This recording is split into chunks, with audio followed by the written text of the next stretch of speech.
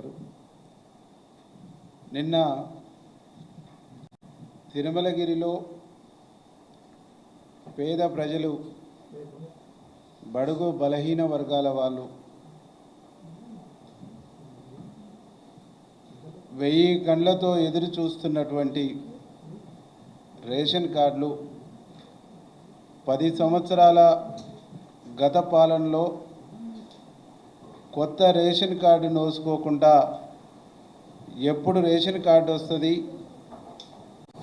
ఎప్పుడు ప్రభుత్వం ఇచ్చేటువంటి సన్నబియ్యంతో పిడికెడు బువ్వ తినాలని ఆలోచించేటువంటి ప్రజల యొక్క ఆకాంక్షను ఆశయాన్ని నెరవేర్చేటువంటి ఒక బహుత్తరమైనటువంటి కార్యక్రమానికి మా ముఖ్యమంత్రి రేవంత్ రెడ్డి గారు నిన్న శ్రీకారం చుట్టి ఈ రాష్ట్రంలో అర్హత ఉన్న ప్రతి ఒక్కరికి రేషన్ కార్డు ఇస్తాం, అది నిరంతర ప్రక్రియ, శాచురేషన్ మూడ్లో ఇస్తామని చెప్పేసి ప్రకటించి నిన్న లబ్ధిదారులకు రేషన్ కార్డులకు సంబంధించి అందివ్వగానే జగదీష్ రెడ్డికి ఫీజులు ఎగిరిపోయినాయి అనుకుంటా. బహుశా ఫీజులు ఎగిరిపోయి పిచ్చిలేసి ఏది పడితే అదే మాట్లాడుతుండు.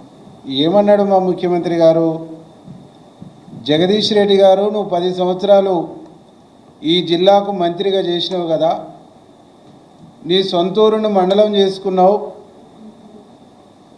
మరి ఆ మండల office, police station, MRO office సొంత బిల్డింగులు ఎందుకు కట్టలేకపోయినావు అని చెప్పేసి అడిగాడు.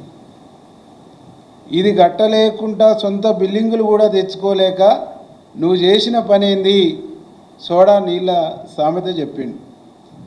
జగదీష్ రెడ్డి మాట్లాడితే ఏమంటాడు? సోడా నీళ్ళు పక్కకు పెడదాం, తర్వాత ఆ విషయాన్ని వదిలేద్దాం అంటుండు.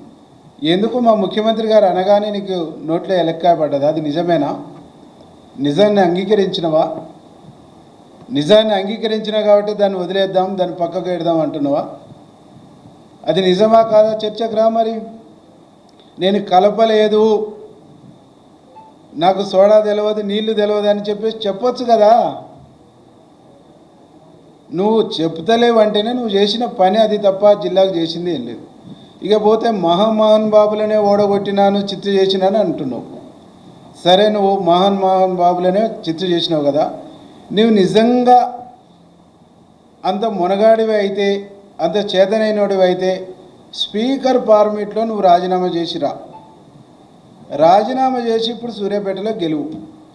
నువ్వు సూర్యాపేటలో రాజీనామా చేసి గెలిస్తే నేను శాశ్వతంగా రాజకీయాల నుంచి తప్పుకుంటా.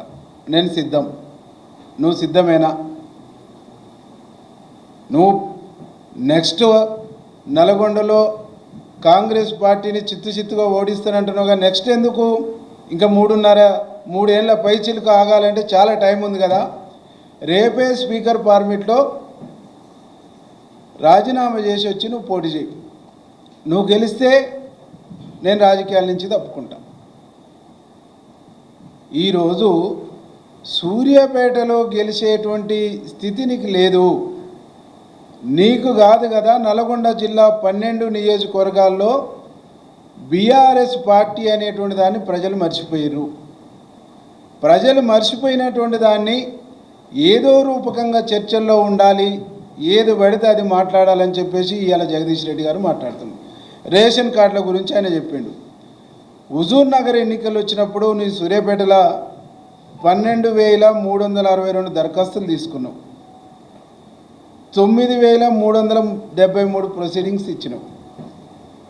అంటే హుజూర్ నగర్ ఎన్నికలు ఉన్నప్పుడు ఉమ్మడి సూర్యాపేట జిల్లాలో 12,362 దరఖాస్తులు తీసుకొని 9,373 మాత్రమే నువ్వు ప్రొసీడింగ్స్ ఇచ్చినావు. నువ్వు ఈ రాష్ట్రంలో 6,47,000 రేషన్ కార్డులు ఇచ్చినా ఇది తప్పైతే నన్ను చెంపదెబ్బ కొట్టమంటున్నావు. మరి సూర్యాపేట జిల్లాలో నువ్వు 9,000 ఇచ్చినావు. ఉమ్మడి నల్గొండ జిల్లా తీసుకుంటే 25,000 మించి ప్రొసీడింగ్స్ నువ్వు ఇయ్యలే. మరి నువ్వు ఇచ్చిన 6 లక్షలు ఎక్కడ? నిన్ను చెంపదెబ్బ కొట్టాలనా, చేయితో కొట్టాలనా, దేనితో కొట్టాలి? ఇదే విషయం మా ముఖ్యమంత్రి గారు చెప్పిండు. నువ్వు ఇయ్యలేదు, ఉప ఎన్నికలు వచ్చినప్పుడే స్కీములు, తర్వాత మీరు చేసింది మొత్తం స్కామ్లే అని చెప్పేసి మా ముఖ్యమంత్రి గారు చెప్పిండు. ఇక నల్గొండ జిల్లాకు నేను ఇంత చేసినా అంత చేసినా అంటున్నాను. నేను 3 మెట్రిక్ టన్నులు పండేటువంటి 3-4 మెట్రిక్ టన్నులు పండే ధాన్యాన్ని నేను 30 మెట్రిక్ టన్నులు 40 మెట్రిక్ టన్నులు చేసినట్టున్నావు. ఎన్ని ప్రాజెక్టులు కట్టినావు? నువ్వు కట్టిన ప్రాజెక్టుల లెక్క చెప్పు. నువ్వు కట్టిన కొత్త ప్రాజెక్టులు ఏదో లెక్క చెప్పు. నువ్వు ఎన్ని భూములు కొనుక్కున్నావో లెక్క చెప్తా, కానీ ప్రజల కోసం నువ్వు ఎన్ని ప్రాజెక్టులు కట్టినావో లెక్క చెప్పు. నువ్వు ప్రాజెక్టులు కట్టవైతివి, కెనాళ్ళు పూర్తి చేయవైతివి, ఇక నువ్వు అదనంగా నీళ్లు 1 ఎకరానికి యాంచి తెచ్చిచ్చినావు. పిల్లాయిపల్లి ధర్మారెడ్డి కాలువలకు టెండర్లు అయితే నీ బినామీలకు ఇచ్చుకొని పనులు నత్తనడక నడిచేటట్టు పనులు నడవకుండా బిల్లులు ఎత్తినవు తప్ప నీళ్ళు ఇచ్చినటువంటి దాఖలాలు లేవు. ఎస్ఎల్బీసీ పూర్తి చేయలే. డిండి సంగతి అంతే, శివనగూడెం సంగతి అంతే. చివరికి మీ ముఖ్యమంత్రి, మాజీ ముఖ్యమంత్రి ఏం చెప్పిండు ఆనాడు? బొత్తలపాలెం లిఫ్టు, ముసలమ్మ బొత్త లిఫ్టు, ముసలమ్మ చెట్టు లిఫ్టు కుర్చేసుకొని కూర్చుంటాడు, ఈ కట్టకుంటే రాజీనామా చేస్తాడని చెప్పిండు. అది కట్టలే, నీళ్ళు ఇయ్యలే, రాజీనామా చేయలేను. అంటే మొత్తం నల్గొండ జిల్లాకు ఒక శనిలాగా దాపురించింది జగదీష్ రెడ్డి అని నల్గొండ జిల్లా ప్రజలు భావిస్తాము. నువ్వు ఇసుక దోపిడీ, పీడిఎఫ్ బియ్యం దోపిడీ, రీసైక్లింగ్ పీడిఎఫ్ బియ్యం, మిల్లుల దందా, బియ్యం దందా, ఇసుక దందా, అంటే నీవు దందాలు చేసినావు తప్ప ఆ నియోజకవర్గ ప్రజలకు నువ్వు ఇచ్చిన నీళ్లు లేవు, అదనంగా ఇచ్చిన సాగు లేదు. ఆ జిల్లా అభివృద్ధి కోసం నువ్వు చేసినటువంటి ప్రయత్నం సున్నా. ఇదే విషయాన్ని నల్గొండలో కూర్చొని చర్చించాలన్నా మేము ముగ్గురం వస్తాం, సూర్యాపేటలో చర్చిద్దామన్నా మేము ముగ్గురం వస్తాం, ఏడ చర్చిద్దామన్నా మేము ముగ్గురం వస్తాం. ఎందుకంటే నీకు ఎమ్మెల్యే గిరి ఇచ్చి ఓట్లేసి అసెంబ్లీలో మాట్లాడమంటే నువ్వేమంటావు? కాళేశ్వరం కట్ట మీద చర్చిద్దామంటావు, కన్యాపల్లి పంప్ హౌస్ కాడ చర్చిద్దామంటావు. భాష గురించి మాట్లాడుతున్నావు, విలువల గురించి మాట్లాడుతున్నావు. నీ భాష, నీ విలువలు బాగలేవనే కదా నేను అసెంబ్లీ నుంచి బయటకు పంపించింది స్పీకరు. నీ భాష బాగలేదు, నీ ప్రవర్తన బాగలేదు. నీ ప్రవర్తన ఒక ఎమ్మెల్యేగా, ఒక 10 సంవత్సరాలు మాజీ మంత్రిగా చేసినటువంటి వ్యక్తికి ఉండవలసినటువంటి ఉందాతనం నీలో లేదు. కాబట్టి నేను స్పీకర్ బయటికి గెంటేసిండు, అసెంబ్లీ నిన్ను బయటకు పంపించింది. ఒక పోరాటాల చరిత్ర కలిగిన సూర్యాపేట జిల్లా, సూర్యాపేట గడ్డ, నాటి తెలంగాణ సాయుధ పోరాటంలో ప్రముఖ పాత్ర పోషించినటువంటి సూర్యాపేట గడ్డ ఇజ్జత్ తీసిన నువ్వు, అసెంబ్లీ నుంచి గెంటి వేయబడి పరువు తీసిన నువ్వు. మా జిల్లాలో జానారెడ్డి గారు, కోమటిరెడ్డి వెంకరెడ్డి గారు, ఉత్తమ్ కుమార్ రెడ్డి గారు, ఆ తర్వాత ఇప్పటికి జిల్లా ప్రజలు మాట్లాడుకునేది మాధవరెడ్డి, మోత్పల్లి నరసింహులు మంత్రులుగా ఉన్నప్పుడు ఈ జిల్లా అభివృద్ధి అయిందని చెప్పేసి మాట్లాడుతూ, మళ్ళీ తిరిగి రేవంత్ రెడ్డి గారు ముఖ్యమంత్రి అయిన తర్వాత మళ్ళీ అభివృద్ధి పర్వం కొనసాగుతుందని చెప్పేసి జిల్లాలో చర్చ జరుగుతుంది. ఈ చర్చను, ఈ పాజిటివ్ అంశాల్ని ప్రజలు పాజిటివ్గా స్వీకరిస్తున్నటువంటి దాన్ని జీర్ణించుకోలేక ఈర్ష్యతోని, అక్కాసుతోని నువ్వు మాట్లాడుతున్నావు తప్ప నువ్వు మాట్లాడుతున్న దాంట్లో ఏదీ సత్యం లేదనేటువంటిది చాలా స్పష్టంగా మేము చెప్తున్నాం. ఈరోజు మేము జగదీష్ రెడ్డిని అడుగుతున్నాం, ఏనాడైనా జిల్లా ప్రాజెక్టుల మీద, జిల్లా నీటి వనరుల మీద నువ్వు చర్చ చేసినావా? ఏమనంటే ఫ్లోరిన్ పారదోలినాను అని చెప్తున్నాం.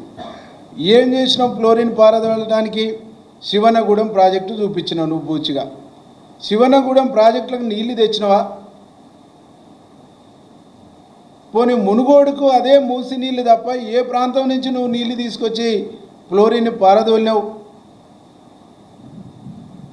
నువ్వు చెప్పడానికి కనీసం ఇంకిత జ్ఞానం ఉండాలి కదా. నువ్వు మాట్లాడుతున్నటువంటి భాష, నువ్వు మాట్లాడుతున్నటువంటి మాటలు, ఎకిలి మాటలు, యథేచ్ఛ మాటలు మాట్లాడితే ప్రజలు చూస్తూ ఊరుకోరని చెప్పేసి ఈ సందర్భంగా మేము జగదీష్ రెడ్డికి హెచ్చరిస్తున్నాం.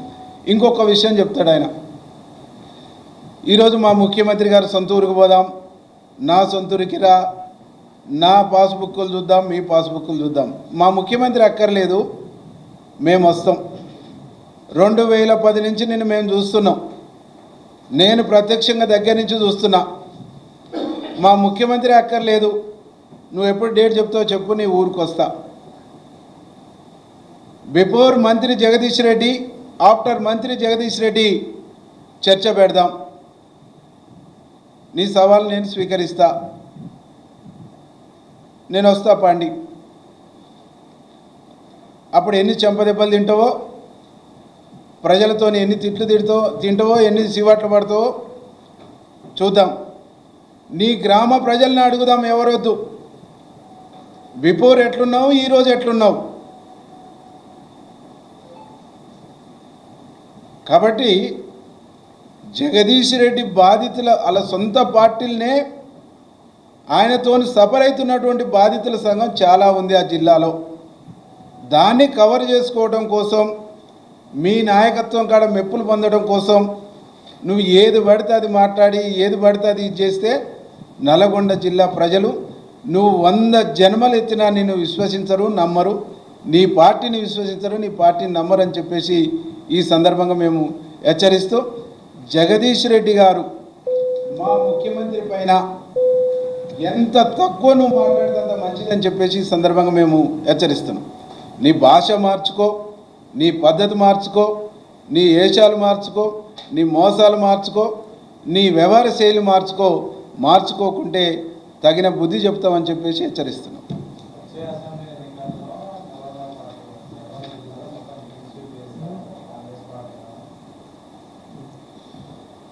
వచ్చే అసెంబ్లీ ఎన్నికలు ఎందుకు? ఇప్పుడే స్పీకర్ ఫార్మెట్లో ఆయనను రాజీనామా చేసి రమ్మనండి. అక్కడ మా కాంగ్రెస్ జెండా ఎగరకుంటే నేను స్వచ్ఛతంగా రాజకీయాల నుంచి తప్పుకుంటా. ఆ దమ్ము, ఆ చేవ, ఆ శక్తి, ఆ కలేజ్ ఆయనలో ఉంటే వచ్చి పోటీ చేయమనండి. గతంలో తెలంగాణ ఉద్యమం నడుస్తున్నప్పుడు రాజీనామా చేసి ఎలక్ట్ అయింది కదా, నువ్వు పెద్ద వీరుడు సూర్యుడు అనుకుంటున్నావు కదా, రా నువ్వు వచ్చేసి రాజీనామా చేసి మళ్ళీ రా. అంటే నువ్వు గెలిచిందే అత్యవసర ఓట్లతో, మా ఎలైనా చెప్పినట్టు అత్యవసర ఓట్లతో గెలిచినావు. పార్లమెంట్ ఎన్నికలనే నువ్వు అత్యవసర ఓట్లతో గెలిస్తే పార్లమెంట్ ఎన్నికలనే సూర్యాపేట ప్రజలు మాకు ఎంత మెజార్టీ ఇచ్చారో చాలా స్పష్టంగా అర్థమవుతుంది. మాకు పార్లమెంట్ ఎన్నికల మెజార్టీ ఇచ్చిందంటేనే నిన్ను 100% విశ్వసిస్తలేరు అనేటువంటిది అక్కడనే ప్రూవ్ అయ్యా. నిన్ను విశ్వసిస్తలేరు అనేటువంటి సత్యం నీకు తెలిసి కూడా ఎందుకు ఈ డ్రామాలు? మా మహాన్ బాబుల్ని నేను మట్టి కనిపించిన. ఆ మహాన్ బాబులు పోటీ చేస్తే ఎంపీలుగా మా ఉత్తమన్న, మా కోమటిరెడ్డి వెంకరెడ్డి అన్న ఎంపీలుగా పోటీ చేస్తే జిల్లా ప్రజలు బ్రహ్మరథం పెట్టిరు. నువ్వు కోట్ల కట్టలు తీసుకొని వచ్చి కూర్చున్నా నీ చెంప చెల్లు అనిపించిన జిల్లా ప్రజలు. అప్పుడు కొట్టడం స్టార్ట్ చేస్తే అసెంబ్లీ వచ్చిందా, అసెంబ్లీ ఎన్నికల దాకా కొట్టుకుంటూనే వచ్చారు నేను. కాబట్టి ఇన్ని దెబ్బలు తిన్నాక కూడా ఇంకా నీకు జ్ఞానం లేకుండా మాట్లాడితే ఎట్లా? కాబట్టి నువ్వు పద్ధతిగా మాట్లాడు, పద్ధతిగా ఉండని చెప్పేసి హెచ్చరిస్తాం.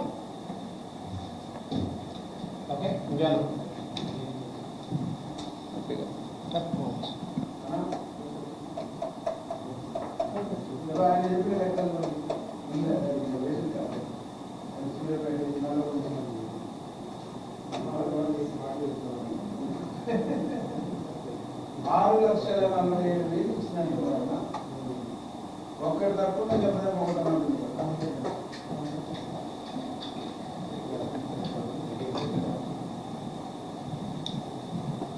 ప్రజలు ఇంట్లో కూర్చోబెట్టినట్టు చెంపదెబ్బలు కొట్టినట్టు ఇంకా చెంపదెబ్బ కొట్టాల్సిన అవసరమా?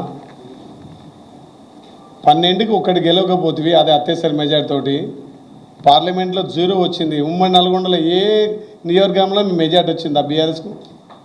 ఇప్పుడు ఏదో మేము పొడుస్తాం చేస్తామంటున్నారు. 12 నియోజకవర్గాల్లో పార్లమెంట్లో ఎక్కడన్నా మెజార్టీ వచ్చిందా?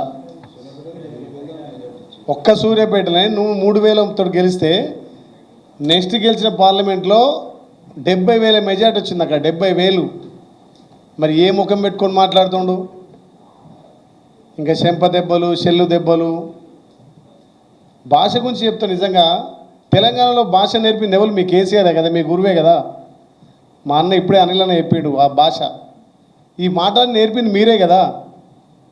తెలంగాణ యాస భాషను స్వంతగా మీ మెప్పు కోసం వాడుకొని ఎలక్షన్లో తెలంగాణ సెంటిమెంట్ రైలిచ్చి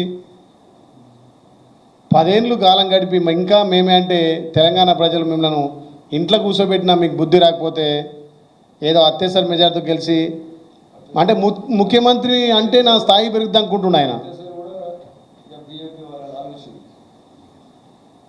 అంతే కదా, ఏం లేవు ఇక చెప్పు.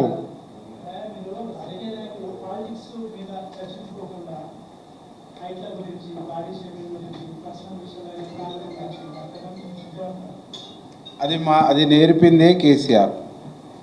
కేసీఆర్ తెలంగాణలో భాషని నేర్పింది, స్టార్ట్ చేసింది ఆయన. అడ్డం నీళ్ళు పెరిగింది అన్నది ఆయనే, ఎత్తు పొడుగు అన్నది ఆయనే. ఎత్తు పొడుగులో కొలతలు చెప్పింది కేసీఆరే, ఆ భాషను తీసుకొచ్చింది ఆయన.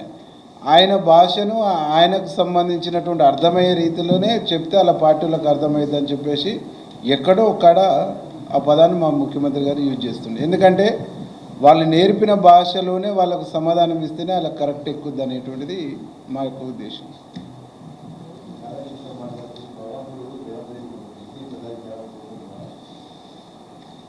గాదరి కిషోర్ అనేటువంటి వ్యక్తి స్టడీలో పిహెచ్డి చేయలేదు, బూతులలో పిహెచ్డి చేసిండు. కాబట్టి బూతులలో పిహెచ్డి చేసినటువంటి వాళ్ళ సంబంధించినటువంటి వాళ్ళకే బుద్ధి ప్రసాదించాలి భగవంతుడు ఉంటే. బట్ ఆయనకు భగవంతుడి మీద కూడా విశ్వాసం లేనట్టుంది. ఆయనకు ఆ బుద్ధి కూడా భగవంతుడు ఇస్తలేడు. బుద్ధి రావాల్సింది ఆయనకు, బుద్ధి తెచ్చుకోవాల్సింది ఆయనకు, పద్ధతి నేర్చుకోవాల్సింది ఆయన, పద్ధతిగా ఉండవలసింది ఆయన.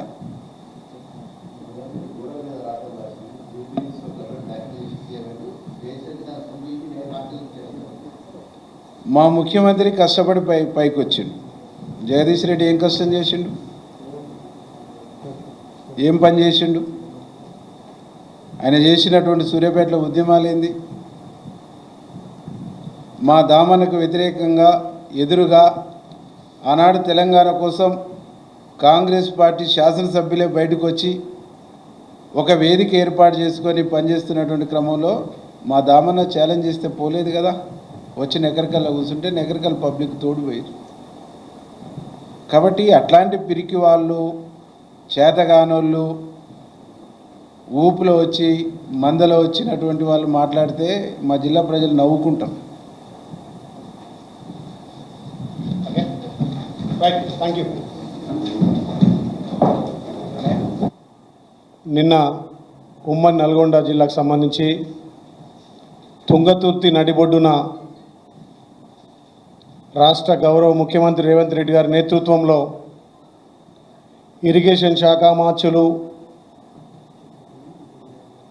సివిల్ శాఖ మార్చులు ఉత్తమ్ కుమార్ రెడ్డి గారి నేతృత్వంలో తెలంగాణ రాష్ట్ర వ్యాప్తంగా ఎదురు చూస్తున్నటువంటి నిరుపేదలకు అర్హత ఉన్న ప్రతి ఒక్కరికి తెల్ల రేషన్ కార్డు మంజూరు చేసి తుంగతుర్తి గడ్డ పోరాటాల గడ్డ మీద నుంచే రేషన్ కార్డుల పంపిణీకి ఉమ్మడి నల్గొండ జిల్లాలో పెద్ద ఎత్తున తుంగతుర్తి, గతంలో పోరుగడ్డ, ఎర్రగడ్డ నిన్న పథకాలకు అడ్డగా మారిన సమక్షంలో పెద్ద ఎత్తున